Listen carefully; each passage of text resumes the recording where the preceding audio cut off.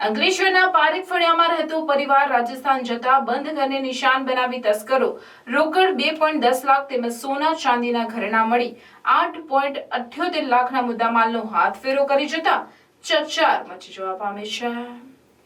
અંકલેશ્વર શહેરના ચૌટા બજાર વિસ્તારમાં આવેલ પારેખ ફળિયા ખાતે રહેતા રોહિત કુમાર શાંતિલાલ ચોકસી પરિવાર સાથે ગત 21મી જૂનના રોજ ઘર બંધ કરી રાજસ્થાન ખાતે દર્શનાર્થે ગયા હતા।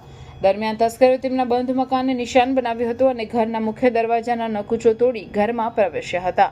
કબાટ તેમજ તિજોરીમાં સામાન વેરવિખેર કરી અંદર રહેલા સોના ચાંદીના દાગીના અને રોકડા રૂપિયાની ચોરી કરી ફરાર થઈ ગયા હતા।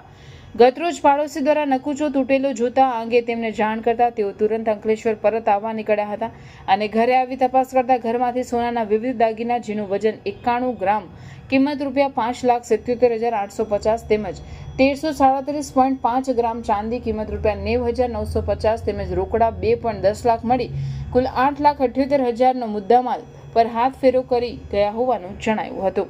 જે અંગે અંકલેશ્વર શહેર ડિવિઝન પોલીસ મથકે ફરિયાદ નોંધાવતા પોલીસે તપાસ હાથ ધરી છે।